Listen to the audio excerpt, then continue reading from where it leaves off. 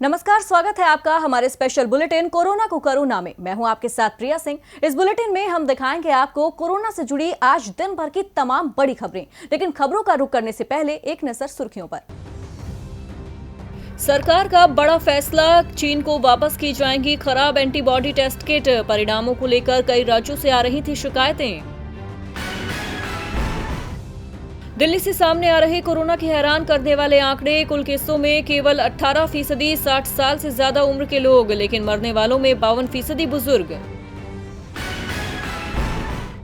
गुजरात में कोरोना की चपेट में आए सेना के 3 जवान, तीनों ने एक ही एटीएम से निकाले थे पैसे। कोरोना के मामलों की लिस्ट में महाराष्ट्र के बाद दूसरे नंबर पर है गुजरात। 9 आरपीएफ कर्मियों के संक्रमित होने के बाद रेलवे और टीएमसी के बीच जुबानी जंग। टीएमसी ने संक्रमितों की रेल यात्रा पर उठाए सवाल। रेलवे का जवाब, ड्यूटी पर मौजूद सशस्त्र बलों की आवाजाही को बंद के दौरान लागू प्रतिबंधों से छूट। कोरोना के खिलाफ जंग में भारत के 9,45,000 लोग सर्विलांस पर। National centre for disease control के निदेशक सुजीत सिंह ने दी जानकारी। वायरस के प्रसार को रोकने के लिए रखी जा रही है नजर। तो अब सुर्खियों के बाद बात जानलेवा कोरोना की। जी हां, खौफ का दूसरा नाम बन चुका कोरोना देश में पैर पसार चुका है। भारत में लगातार संक्रमित लोगों का आंकड़ा बढ़ रहा है। मौत का सिलसिला भी थमने का नाम नहीं ले रहा है। क्या है कोरोना से जुड़ा आज का अपडेट, बताते हैं आपको इस रिपोर्ट में। एक महामारी जिसने दुनिया भर के करोड़ों लोगों को घरों में रहने के लिए मजबूर कर दिया है।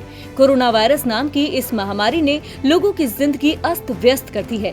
भारत में भी लगातार कोरोना से संक्रमित मरीजों की संख्या में इजाफा हो रहा है। अब तक संक्रमितों की कुल संख्या 23,077 के पार पहुंच गई है।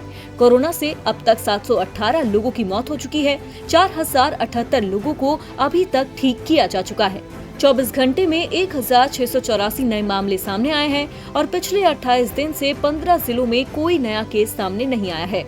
स्वास्थ्य मंत्रालय की तरफ से जारी बयान में कहा गया है कि 6 अंतर मंत्रालय केंद्रीय टीमों यानी आईएमटीसी के गठन के अलावा आज 4 और आईएमटीसी का गठन किया गया है। इन टीमों को एडिशनल सेक्रेटरी स्तर के अधिकारी देख रहे हैं। साथ ही मंत्रालय ने हेल्थ प्रोटोकॉल का मजबूती से पालन किए जाने की अपील भी की है। वहीं स्वास्थ्य मंत्रालय ने जानकारी दी कि मरीजों का रिकवरी रेट 20.57% तक पहुँच गया है। वहीं दुनिया भर में भी कोरोना वायरस से मरने वालों की संख्या में लगातार इजाफा हो रहा है। दुनिया भर में अब तक 27,30,000 से ज्यादा कोरोना से संक्रमित मरीजों की संख्या हुई है। 1,91,000 लोगों ने जान गंवा दी है। अमेरिका में कोरोना वायरस के मामले 8,85,000 पहुंच चुके हैं। वहीं मरने वालों की तादाद 50,000 से ज्यादा है। इटली में संक्रमितों की संख्या 1,89,000 से ज्यादा है। इटली में मरने वालों का आंकड़ा 25,500 से ज्यादा पहुँच गया है। स्पेन में संक्रमितों की संख्या 2,13,000 है, तो वहीं 22,000 से ज्यादा लोग काल के गाल में समा चुके हैं। खैर, कोरोना से बचाव का एकमात्र उपाय है सोशल डिस्टेंसिंग। सरकारों की तरफ से तो तमाम कोशिशें की जा रही हैं। ऐसे में इस महामारी से लड़ने के लिए लोगों के जागरूक होने की सख्त जरूरत है। देश में कोरोना से हाहाकार मचा हुआ है। राज्य और केंद्र सरकारें हर संभव कोशिश कर रही हैं कि जल्द से जल्द कोरोना का इलाज मिले और लोग स्वस्थ हों। इस बीच कोरोना से जूझ रही दिल्ली के लिए भी अच्छी खबर सामने आई है। यहां पहले स्टेज में प्लाज्मा थेरेपी कारगर साबित हुई है। दिल्ली में कोरोना का कहर बढ़ता ही जा रहा है। यहाँ गुरुवार को यानी 3 दिन बाद 100 से ज्यादा मामले सामने आ चुके हैं। यहाँ एक दिन में मरीजों की संख्या 128 दर्ज की गई है। वहीं 2 मरीजों ने दम तोड़ दिया है। इसके बाद राज्य में कोरोना से संक्रमित मरीजों की संख्या करीब 2400 हो गई है। कोरोना के बढ़ते मामलों को देखते हुए हॉटस्पॉट जोन की संख्या भी बढ़ गई है। राजधानी में अब 92 हॉटस्पॉट हो गए हैं। इस बीच तमाम जतन कर रही दिल्ली सरकार ने एक राहत की खबर दी है। मुख्यमंत्री अरविंद केजरीवाल ने कहा है कि कोरोना के 4 मरीजों को मंगलवार को प्लाज्मा थेरेपी दी गई थी। इसमें से 2 को जल्द छुट्टी मिल सकती है। बाकी 2 मरीजों की सेहत में सुधार हो रहा है। उम्मीद है कि ये लोग जल्द ही रिकवर होंगे। सीएम ने ये भी कहा कि प्लाज्मा थेरेपी के इस्तेमाल की परमिशन केंद्र सरकार से मिलने के बाद एलएनजेपी के सीरियस मरीजों के ऊपर इसका ट्रायल किया जाएगा। अगर नतीजे ठीक रहे तो इस प्रक्रिया का दायरा बढ़ाया जा सकता है। अगले 2-3 दिन और ट्रायल किया जाएगा। एक बार जब ट्रायल पूरा हो जाएगा तब केंद्र से परमिशन मांगेंगे। सीएम ने उम्मीद जताई है कि अन्य कोरोना मरीजों पर इसकी ट्रायल की इजाजत मिल जाएगी। इसके बाद दिल्ली के सभी अस्पतालों में कोरोना के सीरियस मरीजों को प्लाज्मा थेरेपी दी जाएगी। वहीं दिल्ली के लोगों से बात करते हुए सीएम अरविंद केजरीवाल ने कहा कि ये अभी शुरुआती नतीजे हैं। हम ये न समझें कि कोरोना का इलाज मिल गया। ये नतीजे बहुत उत्साहवर्धक हैं। उम्मीद की किरण नजर आ रही है। इसमें सबसे अहम रोल डोनर का है। लोगों से अपील करते हुए सीएम ने ये भी कहा कि कई लोगों ने डेंगू के लिए ब्लड दिया होगा, ठीक उसी तरह आपके ब्लड में से प्लाज्मा निकाल लेंगे। डोनर को चिंता करने की जरूरत नहीं है। जो लोग ठीक होकर गए हैं उन्हें सरकार की ओर से फोन किया जाएगा और उनका प्लाज्मा लिया जाएगा। जहां पूरी दुनिया में कोरोना की वैक्सीन पर काम चल रहा है और इसकी दवा भी ढूंढी जा रही है, वहीं अगर प्लाज्मा थेरेपी कारगर साबित होती है तो कम से कम जो सुविधा हमारे हाथ में है उससे इलाज मुमकिन हो पाएगा।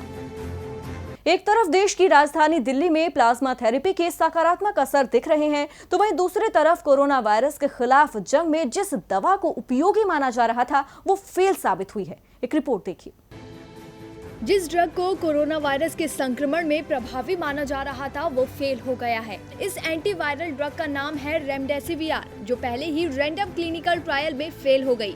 इसे लेकर दुनिया भर की उम्मीदें टूट गईं। चीन की ओर से किए गए ट्रायल में ये ड्रग नाकाम रही है। आपको बता दें कुल 237 मरीजों में से कुछ को वो ड्रग दी गई। एक महीने बाद ड्रग लेने वाले 13.9% मरीजों की मौत हो गई, जबकि इसकी तुलना में प्लेसिबो लेने वाले 12.8% मरीजों की मौत हुई है। साइड इफेक्ट के कारण ट्रायल को पहले ही रोक दिया गया। इस ड्रग के पीछे एक अमेरिकी फर्म गिलियड साइंस था। रेमडेसिविर ड्रग से मरीज में कोई सुधार नहीं देखने को मिला था। मतलब रेमडेसिविर ड्रग देने से मरीज के खून में रोगाणु कम नहीं हुए।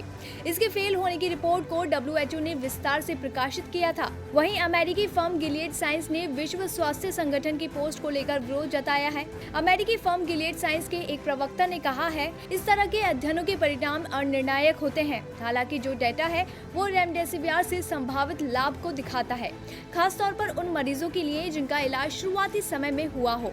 ट्रायल भले ही फेल हो गया हो, लेकिन इसका ये मतलब बिल्कुल नहीं है कि इस ड्रग के आगे बढ़ने के सारे रास्ते बंद हो गए हैं। आने वाले समय में इसे लेकर और भी ट्रायल किए जाएंगे और हो सकता है कि तब कोई ज्यादा साफ तस्वीर सामने आ सके।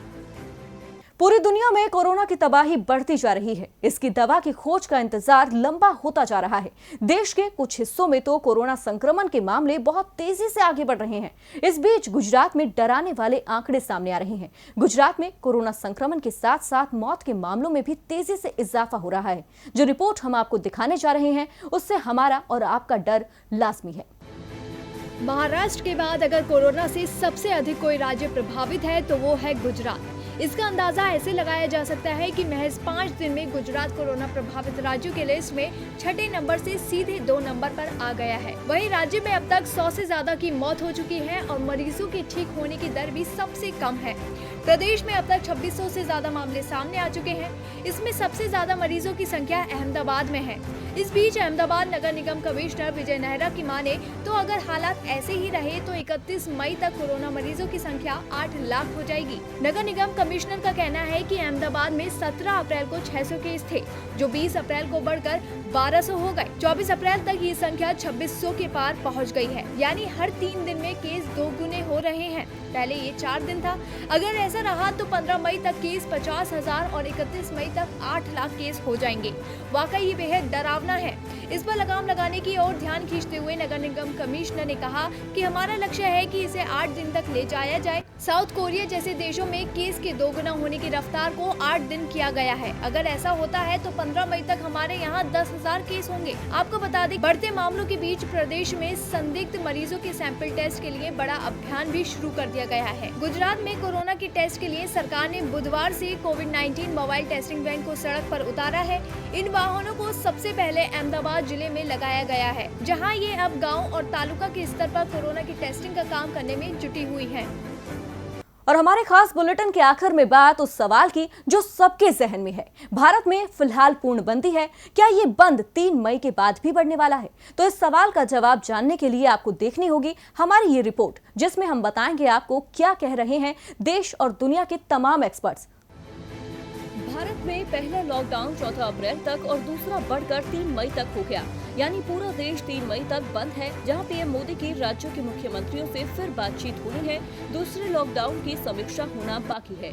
ऐसे में हम और आप कयास लगा सकते हैं कि लॉकडाउन बढ़ेगा या नहीं। हालांकि लॉकडाउन के पहले चरण से लॉकडाउन के दूसरे चरण के बीच कोरोना संक्रमण के मामले दोगुना बढ़ गए हैं और ऐसा कोई चमत्कार नजर नहीं आता जो इन आंकड़ों को यहीं रोक दे, क्योंकि कोरोना की न तो कोई दवा है, न ही अब तक कोई वैक्सीन तैयार हो पाई है। इसीलिए एक्सपर्ट्स कह रहे हैं कि कोरोना की असली तस्वीर अप्रैल के आखिर और मई के पहले 2-3 हफ्तों में सामने आएगी। शायद इस दौरान कोरोना अपने पीक पर होगा, यानी कोरोना के केस उम्मीद से ज्यादा हो सकते हैं। अमेरिका की बोस्टन कंसल्टिंग ग्रुप यानी BCG ने जॉन हॉपकिंस यूनिवर्सिटी से मिले डेटा के आधार पर दुनिया के 20 देशों का ये कोरोना चार्ट तैयार किया है। इसके मुताबिक चीन को छोड़कर किसी भी देश में जुलाई से पहले लॉकडाउन हटने वाला नहीं है, और अगर हटता है तो हालात बिगड़ सकते हैं। BCG ऐसा अनुमान लगा रही है कि भारत में ये लॉकडाउन जून के आखिरी हफ्ते से लेकर सितंबर के दूसरे हफ्ते तक चल सकता है। इसके बाद भी हालात की संवेदनशीलता को ही देखकर भारत सरकार को लॉकडाउन हटाना या उसमें रियायत देने का फैसला लेना होगा। मगर इससे पहले लॉकडाउन हटाना भारत के लिए मुश्किल भरा फैसला हो सकता है, क्योंकि अगर ऐसा हुआ तो भारत में कोरोना पॉजिटिव केस की बाढ़ आ जाएगी और देश के मौजूदा मेडिकल सिस्टम के हिसाब से इसे संभाल पाना मुश्किल होगा। BCG ने ये अनुमान भारत में कोरोना के संक्रमण के फैलने के अब तक के डेटा के आधार पर लगाया है। इन्हीं आंकड़ों के आधार पर ये रिपोर्ट बता रही है कि देश में कोरोना पीक पर कब पहुंचेगा, कब यहां आंशिक तौर पर लॉकडाउन हटाया जा सकता है और कब भारत पूरी तरह से लॉकडाउन हटाने की स्थिति में होगा। तो फिलहाल इस बुलेटिन में मेरे साथ इतना ही। आप अपना और अपने परिवार का ख्याल रखें और देखते रहिए DB लाइव। नमस्कार।